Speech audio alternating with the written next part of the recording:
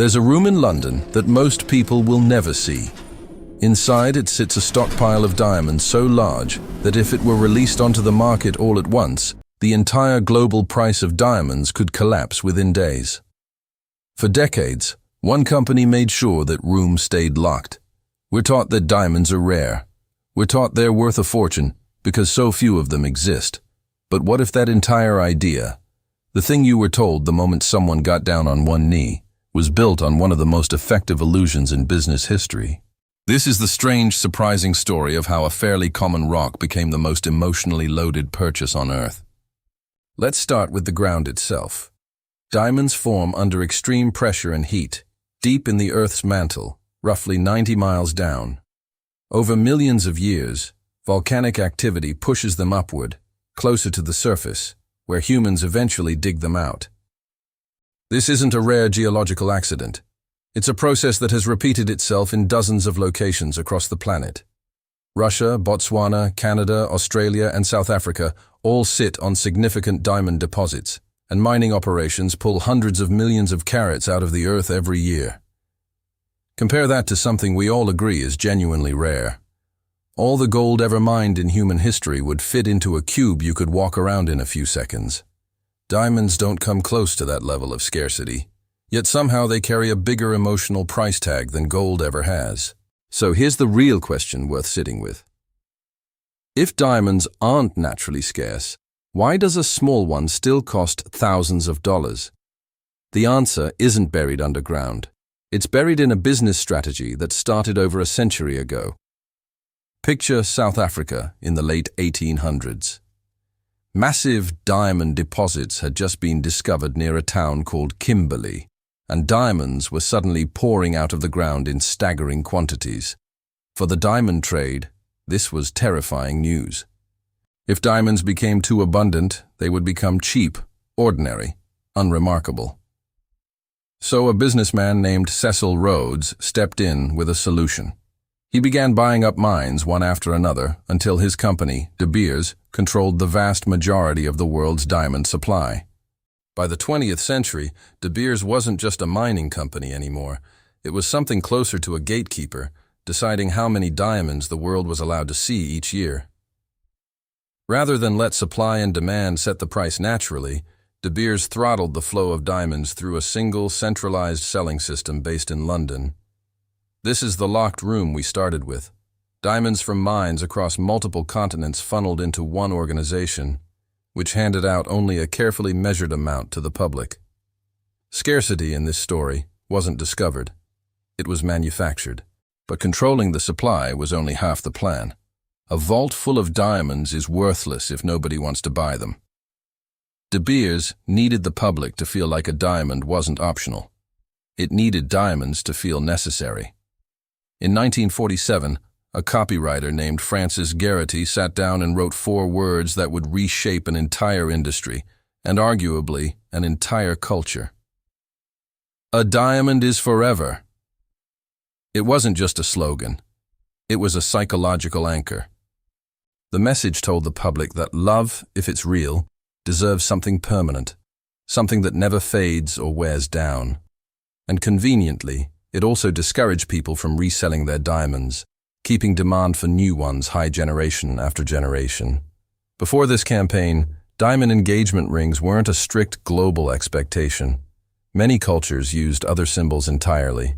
Within a couple of decades, thanks to relentless advertising, the diamond ring became almost synonymous with the idea of marriage itself in much of the Western world. Then came another brilliant move. Advertisements began suggesting that a man should spend around 1 month's salary on a ring.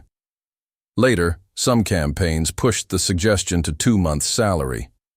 There was no financial law behind this number. It was simply repeated until it felt like tradition.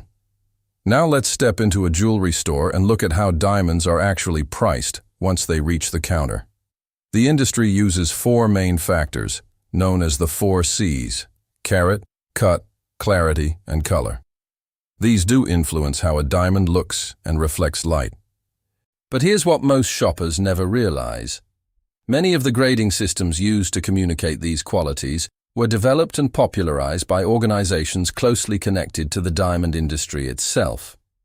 The complexity of the grading made ordinary diamonds feel scientifically special, the same way a detailed tasting menu can make a simple dish feel gourmet.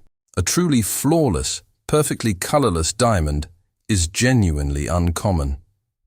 Yet most diamonds sold in engagement rings sit comfortably in the middle of these grading scales, technically ordinary, priced as though they were pulled from the earth by extraordinary luck.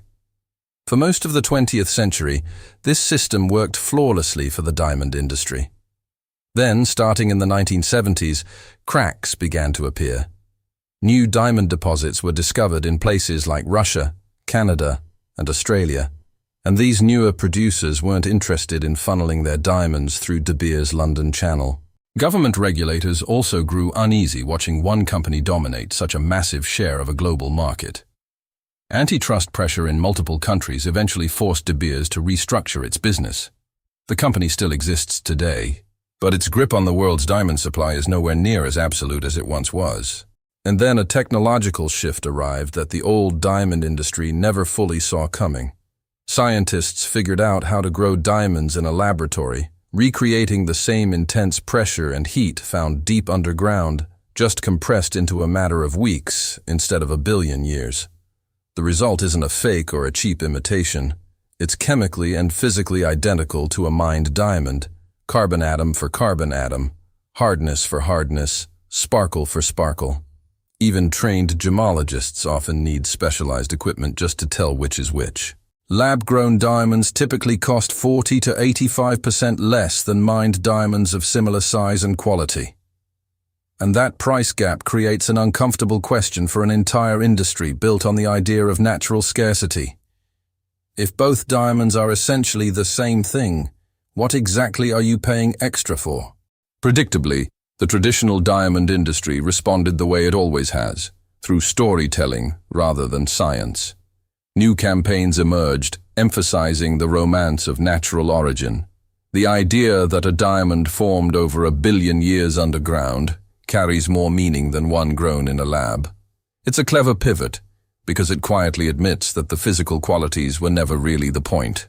This is where the story becomes bigger than diamonds. It becomes a lesson about how value actually works in the real world. Something doesn't need to be scarce to become expensive. It only needs enough people to believe it's meaningful, and someone willing to shape that belief on a massive scale. Economists actually have a name for this kind of puzzle. It's called the diamond-water paradox. Water keeps every human being alive, yet it's often nearly free, while diamonds serve no biological purpose whatsoever. Yet they've commanded extraordinary prices for over a century. The explanation lies in perceived scarcity rather than actual usefulness, and few companies in history have understood that distinction as well as De Beers did. They didn't just sell a product. They built a permanent, emotional ritual around it, then positioned themselves as its sole supplier for nearly 100 years.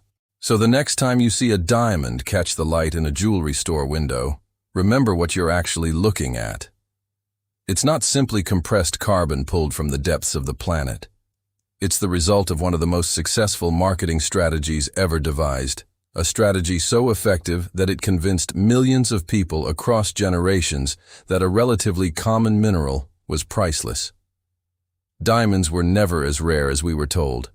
What was rare was a company's ability to convince the entire world otherwise, and keep that belief alive for over 100 years.